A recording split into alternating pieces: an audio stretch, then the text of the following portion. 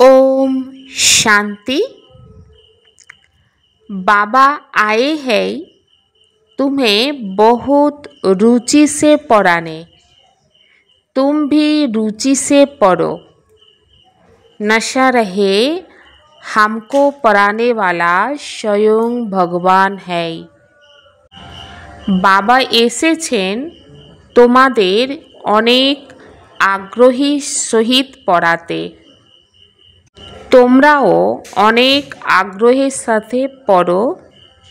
নেশা যেন থাকে আমাদের পড়াচ্ছে स्वयं भगवान। तुम ब्रह्मा कुमार कुमारियों का उद्देश्य व शुद्ध भावना कौन सी है? তোমরা যে ব্রহ্মা কুমার কুমারী, তোমাদের উদ্দেশ্য বা শুদ্ধ ভাবনা কি? তোমাদের উদ্দেশ্য कल्प 5000 वर्ष पहले की तरह फिर से श्रीमत पर विश्व में सुख और शांति का राज्य स्थापन करना। তোমাদের উদ্দেশ্যই হচ্ছে কল্পের 5000 বছর আগেরই মতন ফিরে শ্রীমতের আধারে বিশ্বতে সুখ আর শান্তির রাজ্য স্থাপন করা। তোমাদের শুদ্ধ ভাবনা কি শ্রীমতে সারা বিশ্বেতে সদ্গতি করবে। তোমরা অনেক নেশার সাথে বলো যে আমরা সবাইয়ের সদ্গতি দেব। তোমাদের বাবার কাছ থেকে শান্তির প্রাইজ মিলতে থাকে। নরকবাসী সে স্বর্গবাসী হওয়া সেই প্রাইজ নেয়া। স্টুডেন্ট যখন পড়ে তখন অনেক খুশির সাথে পড়ে। টিচারও তার সাথে অনেক খুশি এবং আগ্রহের সাথে পড়ায়। তো তোমরা যারা রুহানি বাচ্চা, তো বেহদ বাবার বাচ্চা হয়েছ, বেহদ বাবা যে টিচার হয়ে তোমাদেরকে পড়াচ্ছে, তো অনেক আগ্রহের সাথেই পড়াচ্ছে। দুনিয়ার পড়াশোনাতে বাবা আলাদা এবং টিচার আলাদা। কখনো কখনো কোনো বাচ্চার বাবা এবং টিচার এক হয়।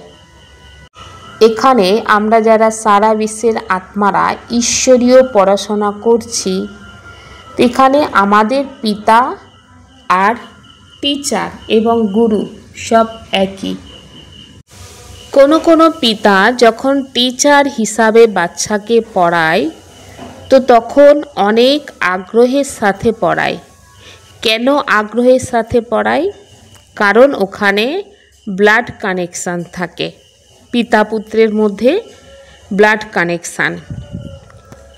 নিজের মনে করে অনুভব করে পড়ায়, তো সেই কারণে অনেক রুচি বা আগ্রহের সাথে পড়ায়।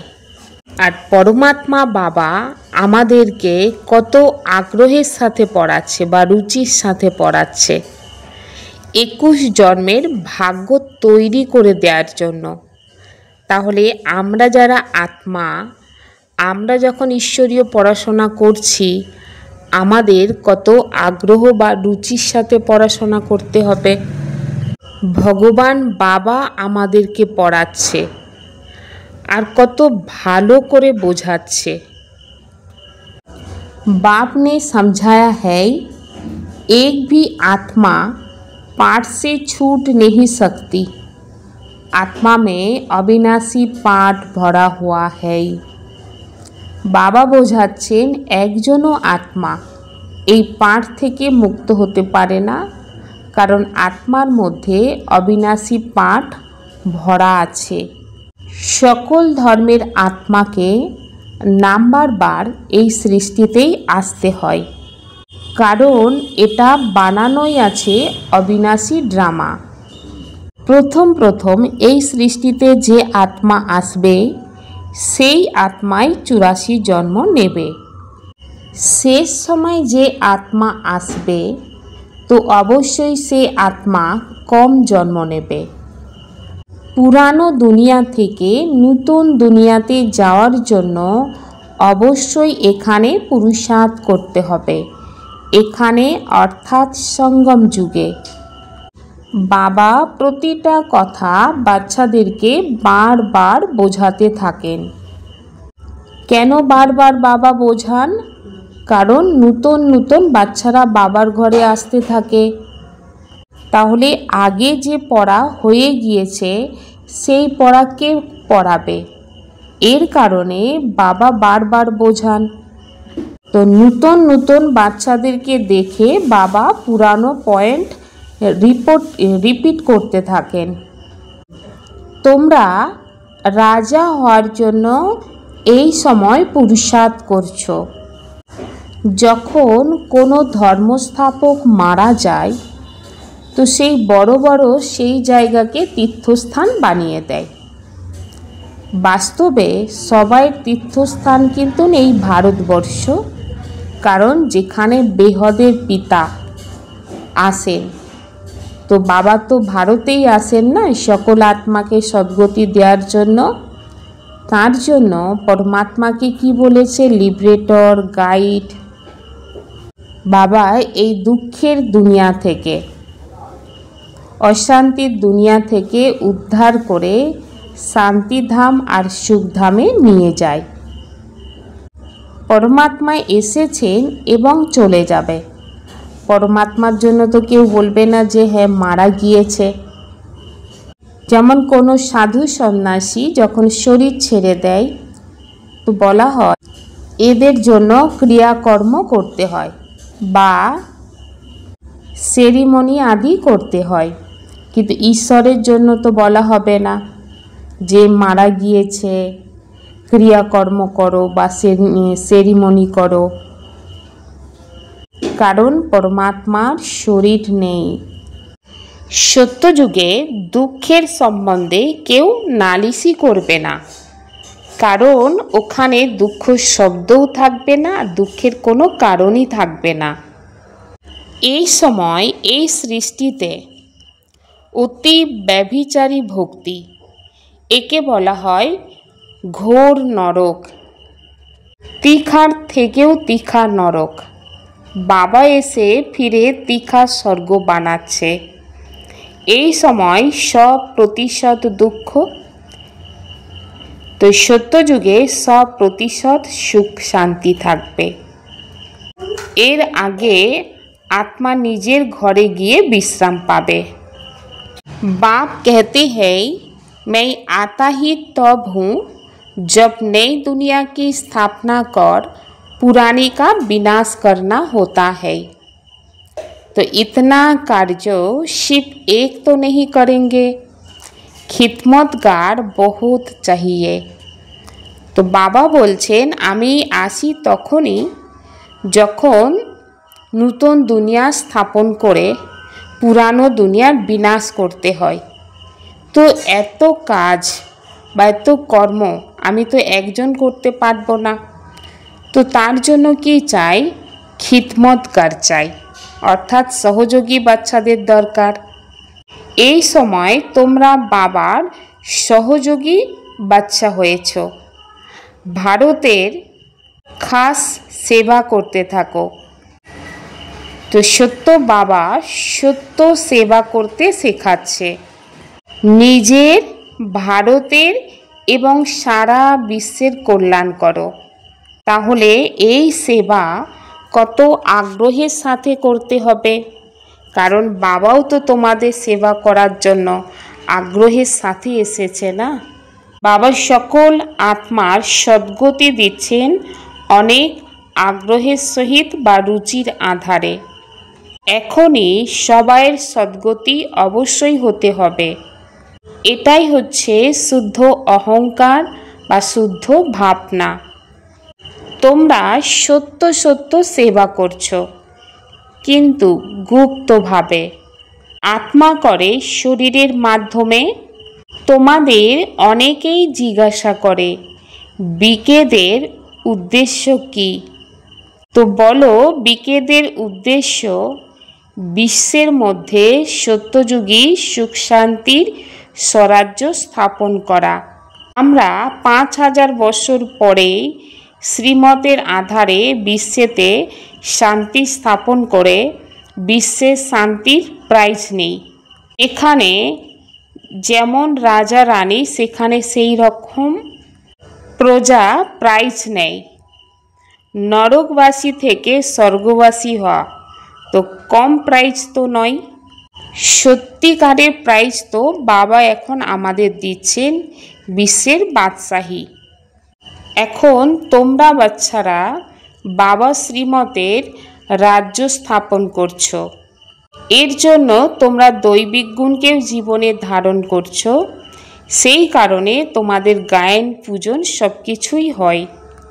অম্বার দেখো কত পূজা হতে থাকে, কিন্তু অম্বাকে ব্রাহ্মণ না দেবতা এর সম্বন্ধে কারোর জানা নেই। অম্বা, কালী, দুর্গা, সরস্বতী আদি এই রকম তো অনেক নাম আছে। অম্বার অনেক হাত দেখানো হয়েছে, তো এত হাত তো হয় না। যদি ভাবি এত হাত আছে তাহলে সেটা অন্ধবিশ্বাস হয়ে যাবে। हाथ अर्थात शक्ति प्रतीक। तुम्हारी आत्मा भी पूज्य तो शरीर भी पूज्य बनता है। তোমাদের आत्मा যখন পূজ্য হয় তো তখন শরীরও পূজ্য হয়। তোমাদের আত্মার পূজা হয় যখন তোমরা দেবতা হয়ে যাও, তখনও তোমাদের পূজা হয়। বাবা হচ্ছে নিরাকার, সেই কারণে বাবা সর্বদাই পূজ্য অবস্থায় থাকে। বাবা কখনো পূজারী হয় না। তোমরা যে বাচ্চা, তোমাদের জন্যই বলা হয়েছে আপে হি পূজ্য আপে হি পূজারী, অর্থাৎ নিজে এক সময় পূজ্য থাকে আবার নিজেই পূজারী হয়ে যায়। বাবা তো এভার পূজ্য। এখানে এসে বাবা সত্যিকারের সেবা করে, সবাইয়ের সদ্গতি দেয়। বাবা বলছেন একমাত্র আমাকে স্মরণ করো, অন্য কোনো দেহধারীকে স্মরণ করো না। দুনিয়াতে এখন অনেক দোকান খুলে গিয়েছে, তো বাবা বলেন সময় অনুসারেই সব দোকান খতম হবে। এই সব দোকানদারি হচ্ছে ভক্তি মার্গে। मैं आकर सब भ्रम दूर कर देता हूँ। আমি এসে সকল ভ্রমকে দূর করি। ভক্তিতে বলে হে প্রভু, তোমার গতিমতি আলাদা। এই দুনিয়াতে গতি তো কেউ করতে পারে না, মত তো অনেক আছে, কিন্তু পরমাত্মার মত কামাল করে দেয় যে সারা পুরানো বিশ্বকে চেঞ্জ করে নতুন বানিয়ে দেয়। এখন তোমরা যে বাচ্চা, তোমাদের বুদ্ধিতে আছে এত ধর্ম কিভাবে এই সৃষ্টিতে আসে, ফিরে এই আত্মারা কিভাবে নিজের নিজের সেকশানে গিয়ে থাকে। তো এই সব কিছু ড্রামাতেই নোট করা আছে বা ফিক্সড আছে। আর এই কথা তোমরা বাচ্চারাই জানো। দিব্য দৃষ্টিদাতা এক বাবাই, ব্রহ্মা বাবা শিব বাবাকে কখনো বলেছিল যে সাক্ষাৎকারের যে চাবি, সেই চাবি আমাকে দাও। তো বাবা বলেছিলেন এই চাবি তো কখনো মিলবে না, এর পরিবর্তে আমি তোমাদেরকে বিশ্বের বাদশাহী দিই। আমি নিই না, আমার পাঠ হচ্ছে সাক্ষাৎকার করানো। সাক্ষাৎকার হওয়ার পরে ভক্ত কত খুশ হয়ে যায়, ভক্তের মধ্যে খুশির ঢেউ আসে, কিন্তু মেলে না কিছু। এমন নয় যে সাক্ষাৎকার করলেই কেউ নিরোগী হয়ে গেল বা অনেক ধন সম্পত্তি মিলে যাবে, তা কিন্তু নয়। মীরারও সাক্ষাৎকার হয়েছিল, কিন্তু মীরা মুক্তি তো পায়নি। মানবের ভাবনা তো মীরা থাকতো বৈকুণ্ঠে, কিন্তু বৈকুণ্ঠ বা কৃষ্ণপুরী আছে কোথায়?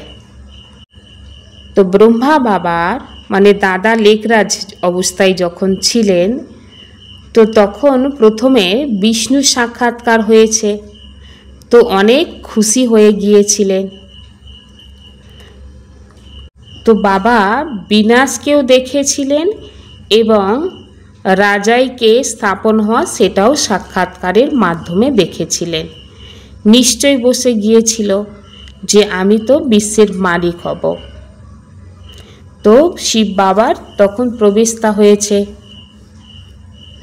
তো তখনই বাবা বলেছিলেন শিব বাবাকে, বাবা এই সব কিছু তুমি নিয়ে নাও, আমি তো বিশ্বের বাদশাহী, আমার তো বিশ্বের বাদশাহী চাই। তো তোমরাও বাবার সাথে এরকম সৌদা করতে এসেছো। তো যে আত্মা জ্ঞানকে সুন্দরভাবে উঠায়, তো ভক্তি তো অটোমেটিক্যাল ছুটে যায়। दैविक गुण धारण कर श्रीमत पर भारत की सच्ची सेवा करनी है। दैविक गुण के धारण करे श्रीमते भारतेर सत्यि सेवा करते हबे।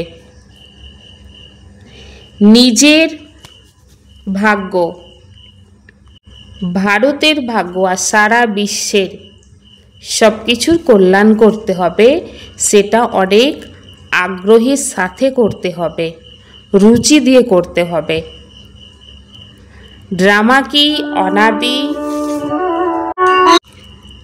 अनादि अविनाशी नूत को यथार्थ समझ कोई भी टाइम वेस्ट करने वाला पुरुषार्थ नहीं करना है, व्यर्थ ख्यालात भी नहीं चलाने हैं। ड्रामार अनादि अविनाशी जेटा फिक्सड হয়ে আছে সেটাকে সঠিকভাবে বুঝে কোনো প্রকারের টাইমকে নষ্ট করা যাবে না, অর্থাৎ সময়কে নষ্ট করার মতন পুরুষার্থ করবে না, আর ব্যর্থ খেয়াল যেন না চলে। অর্থাৎ যে বিষয়কে নিয়ে খেয়াল করছি সেটা আমার কোনো কাজেরই না, আমার কাজে আসবে না, আমার হাতের বাইরে। তো সেই প্রকারের ব্যর্থ খেয়াল যেন বুদ্ধির মধ্যে না চলে। दीपराज बाप द्वारा अमर ज्योति की बधाई लेने वाले सदा अमर भव। दीपराज बाबार माध्यमे अमर ज्योतिर बधाई लेने वाले सर्वदायेर जन्य अमर होते हबे। भक्त लोक तोमरा जे चैतन्य दीपक तोमादेर यादगार बा स्मृतिचिन्ह हिसाबे जड़ दीपकेर दीपमाला मानाय। दीप माने प्रदीप, तो एखाने आमरा आत्मारूपी दीपक और ये दीपकेर राजा बा मालिक होच्छे परमात्मा बाबा, सेई जोन्नो बाबाके दीपराज बला होच्छे। आमरा एक एकजन आत्मा, तो चैतन्य हिसाबे दीपक हये आछि और एरी यादगार हिसाबे दुनियाते दीपमाला बा दीपावली उत्सव मानाते थाके। तो बाबा एखाने बोलेछेन तोमरा होच्छे जेगे थाका चैतन्य दीपक एवं बालक। आमरा चैतन्य बालक हये दीपकेर जे मालिक अर्थात परमात्मा बाबा, सेई बाबार साथे मंगल मिलन मानाচ্ছি, माने जे मिलनेर मध्य मंगल आछे। बाप दादा तोमरा जे बाच्चा तोमादेर मस्तके जे जेगे आछे दीपक, এই দীপককে দেখছে, মানে আমরা আত্মারূপী দীপক, তো বাপ দাদা আমাদেরকে দেখছে। তো বাবা বলেছেন তোমরা যে অবিনাশী অমর জ্যোতিস্বরূপ বাচ্চা দীপরাজ, এই দীপরাজ মাধ্যমে দীপরাজ বাবার মাধ্যমে অভিনন্দন নিয়ে সর্বদাই अमर भवेर बरदान के प्राप्त करछो। तो ये दीपराज बाबा और दीप रानियार जे मिलन, এই মিলনকে স্মৃতিচিহ্ন হিসাবে দীপাবলি মানানো হয়। অর্থাৎ সার কথায় বাবা হচ্ছেন আমাদের দীপরাজ বাবা। আমরা যে আত্মারূপী দীপক তো আমাদেরই পিতা আবার বাবা আমাদেরকে দীপরানী বলেছেন। তো দীপরাজ বাবা আর আমরা আত্মারূপী দীপক রানিয়া, দীপরানী। তো আমাদেরই মঙ্গল মিলন হিসাবে দুনিয়াতে यादगार হিসাবে दीपावली বানানো হচ্ছে।